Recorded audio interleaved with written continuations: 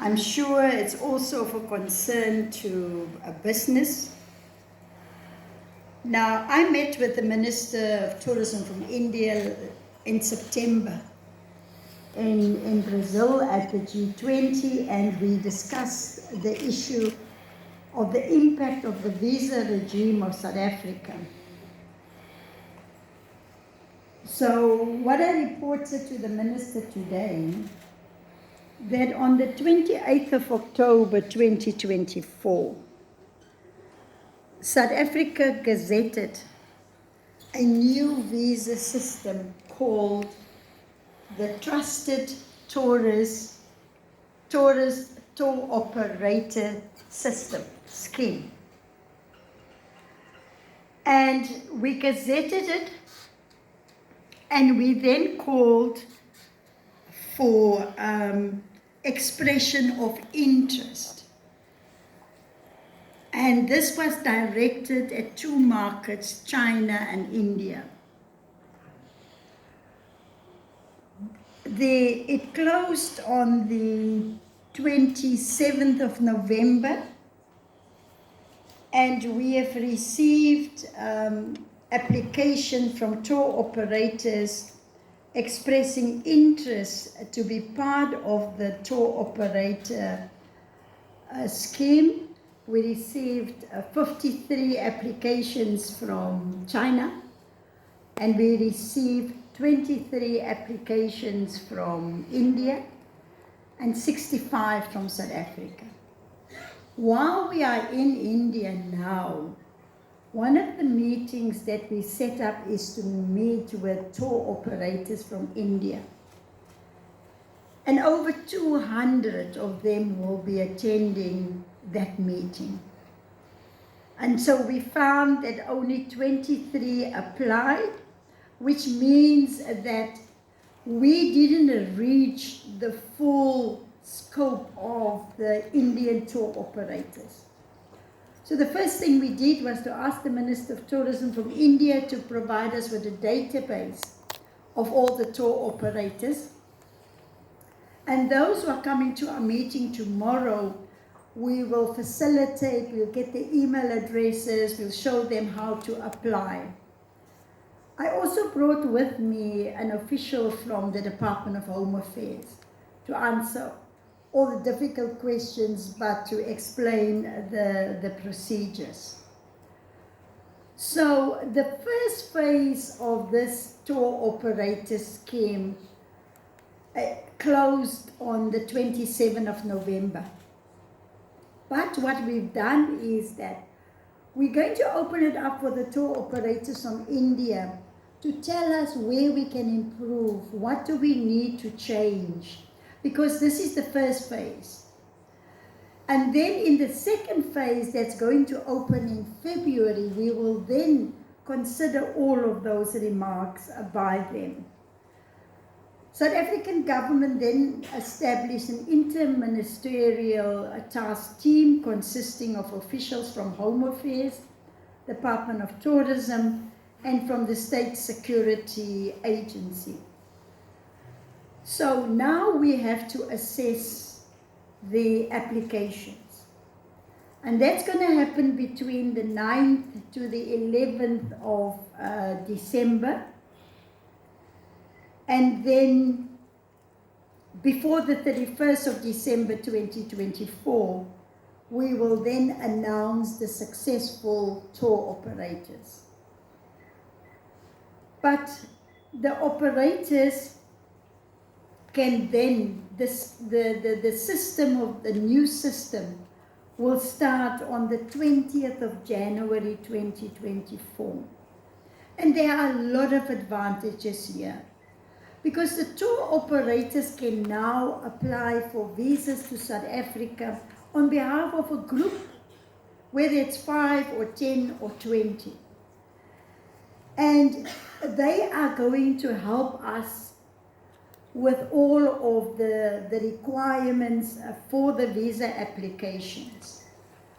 But in terms of the requirements for visa applications, what we found in South Africa also is that over the years, the South African missions abroad, they just added extra criteria. Copy of a death certificate, copy of a divorce certificate, and all of that. We've also changed that now. All the missions of South Africa abroad will only use 3 criteria. No more than 3 criteria, as is required by law within South Africa.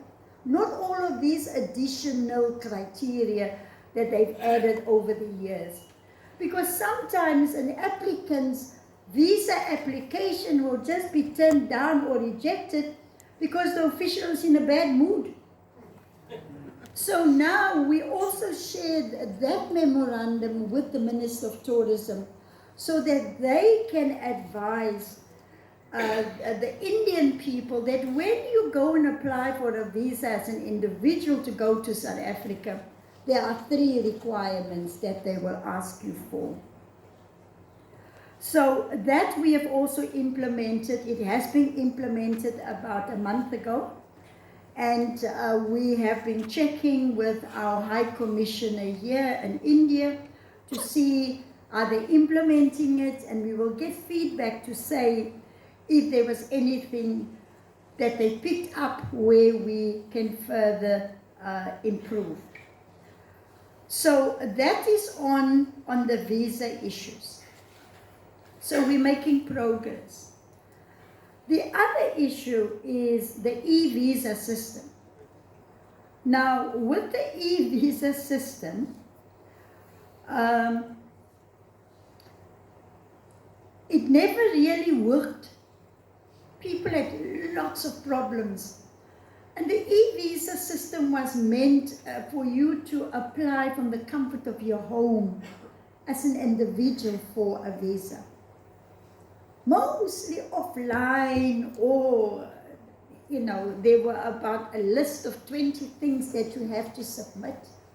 Simply didn't work. And India was one of the countries that qualified to be part of this e-visa system. Home Affairs, again, has now changed the technology. And Home Affairs has teamed up with South African Revenue Services in South Africa, who's got a very good updated technology system, an IT system. And so Home Affairs will be dropping the e-visa system, and it's getting replaced with an entry to travel agreement, an ETA. And it was announced today in South Africa by President Ramaphosa.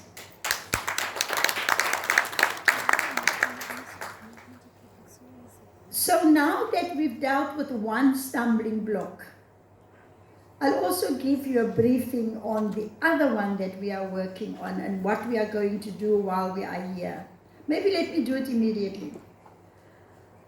The other problem that I hear some of you are also concerned is the air access, the route to travel between South Africa and India. We used to have a flight between Mumbai and OR Tambo, Johannesburg. And that flight was stopped in 2015. And I won't say what I said earlier on, who stole the flight. But in any case, since that time, we've never really had direct connections between India and South Africa. So most travelers to the 2 countries rely on hubs via Africa, like Ethiopian Airlines, or hubs in the Middle East via Dubai or Qatar, like I traveled from Cape Town to Qatar about 9 hours, had a 3-hour layover, and then another 2-hour, 50-minute flight to New Delhi. So Home Affairs has now replaced with new technology, fresh new technology. I came in earlier on when you were talking about new technology, because we have to overlay all our operational decisions with the impact of technology. How you can use technology to make governments more efficient and effective, and how you can smooth out business processes. So congratulations to Home Affairs. We now have an entry travel agreement. And we will encourage you to test the system. And if there's anything more that we can do, we will certainly do so. I also briefed the Minister this morning about the research that we have done in South Africa to unlock the Indian market. Very interesting research. Because we have looked at our figures, we've not really recovered to where we were before 2019. And 2019, we had received 95,000 travelers from India. Then with COVID, it went down. In 2020, it went down to about 18,000. 2021, it went down to 17,000. And then in 2022, it picked up a bit, and we were at 55,000. We're currently at 79,000. So it shows you there's potential to grow there. And that's why South Africa did the research via SA Tourism to look at how can we further unlock this market.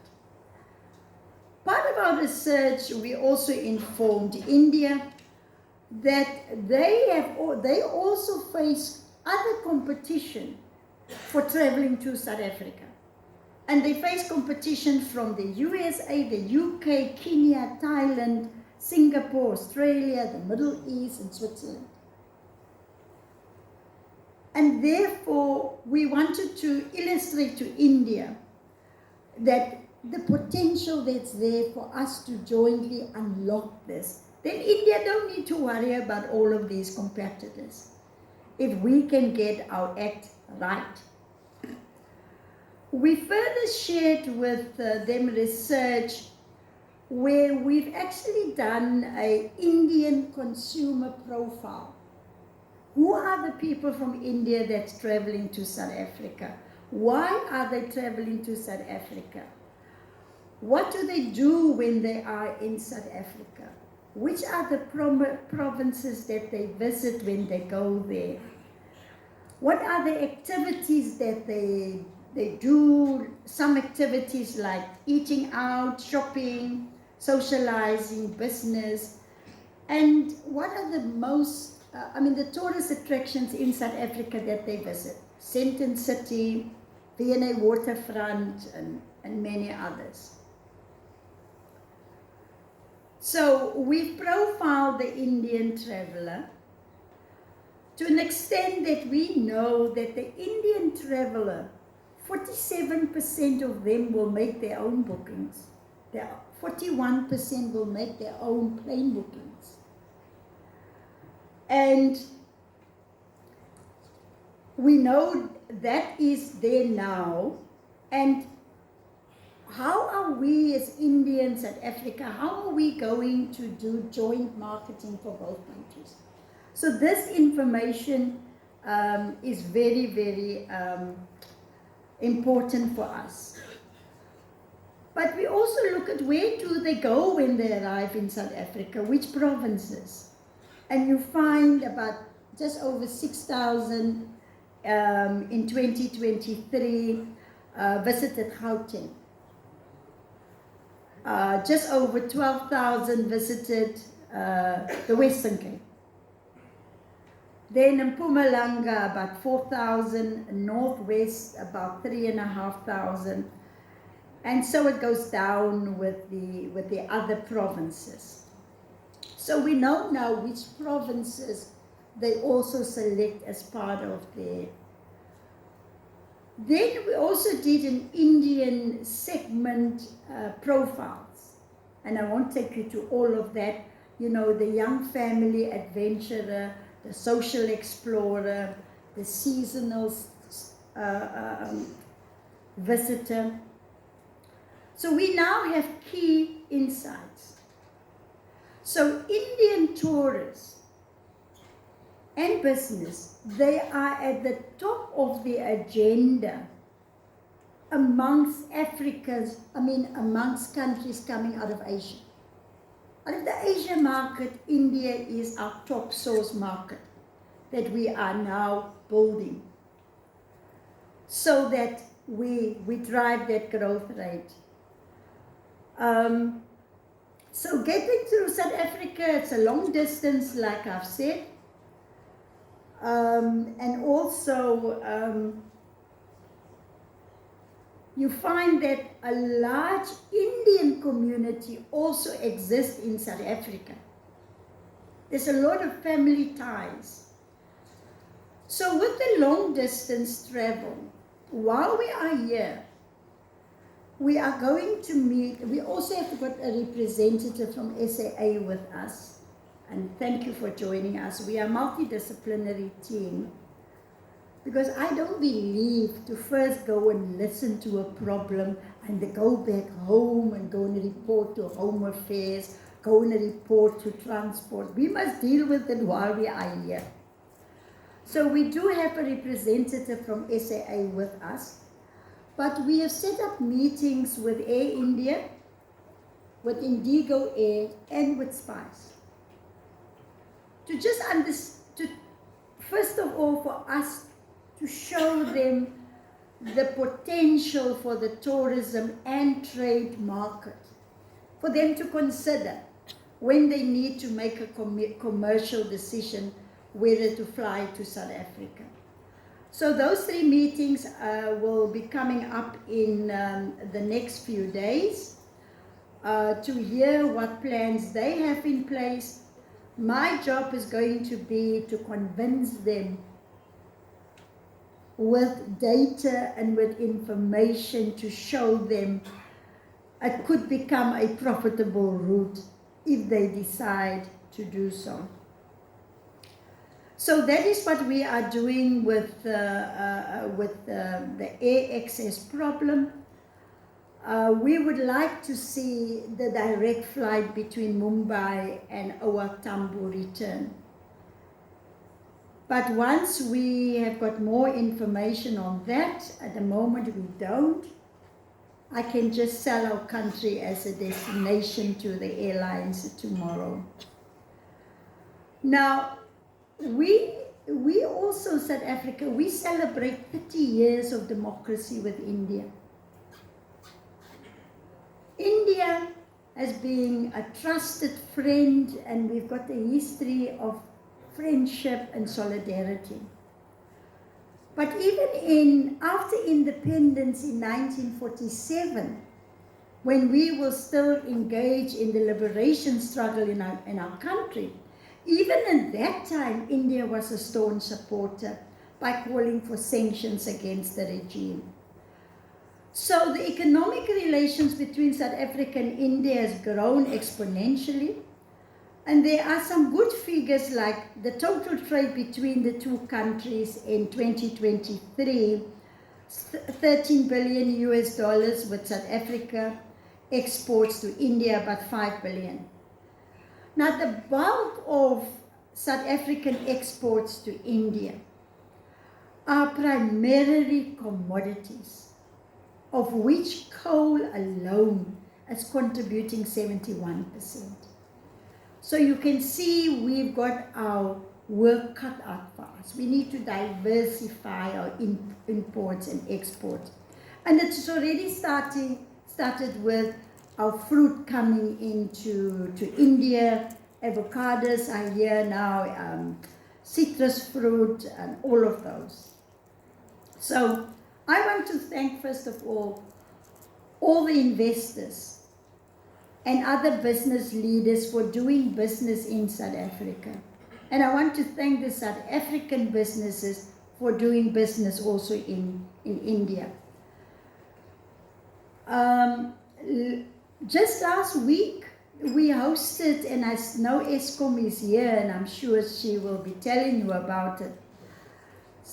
We hosted the first India-South Africa Energy Conference in Johannesburg.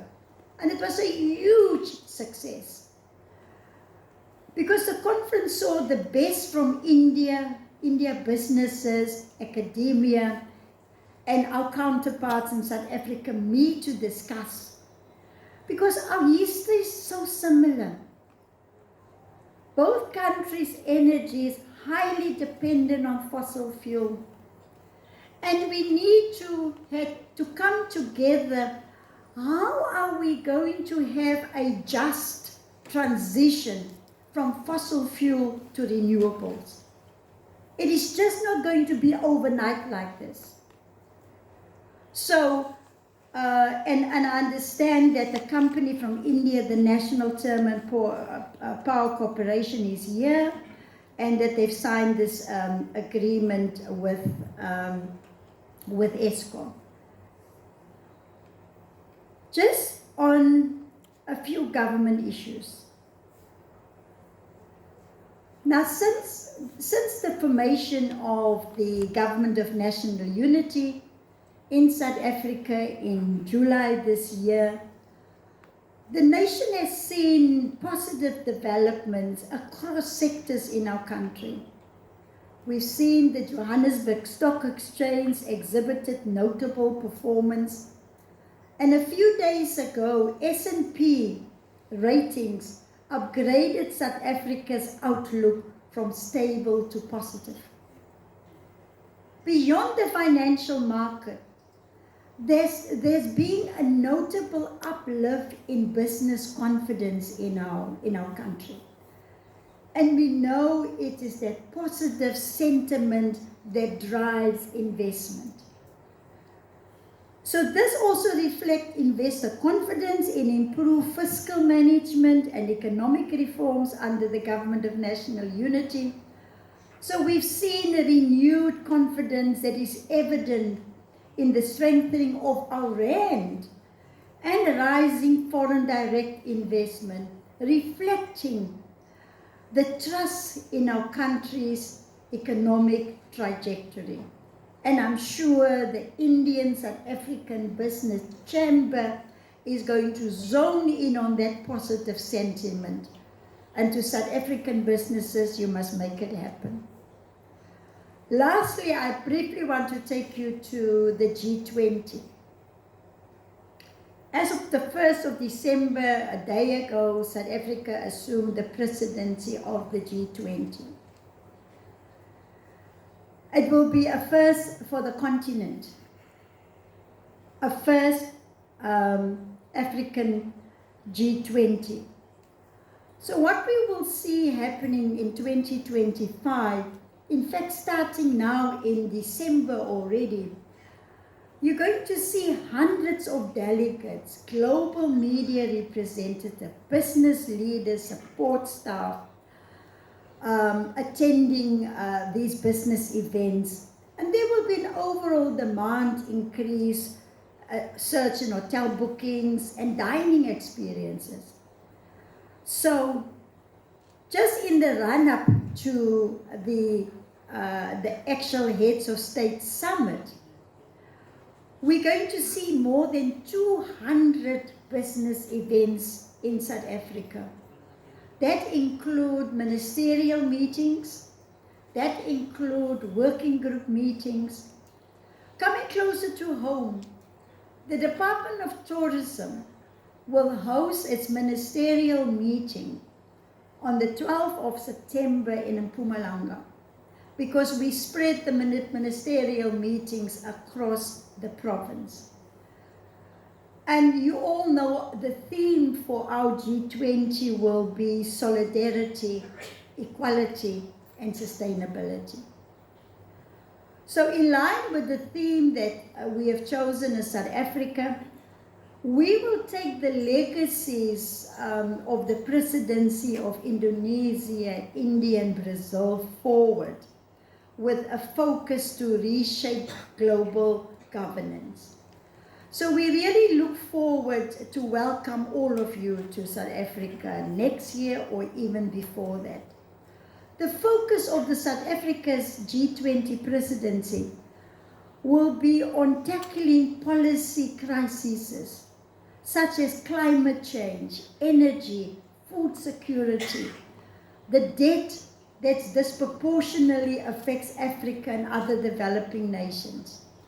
So we are very excited to welcome all of you to South Africa next year.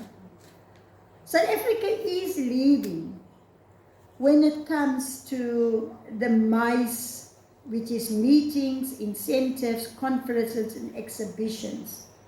We are leading in Africa and in the Middle East, but there's always room to improve. And I see big opportunity for cooperation between India and South Africa around the MICE strategy. So let us bring more business conferences to South Africa.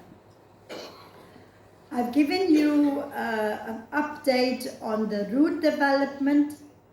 I think I'm going to stop there.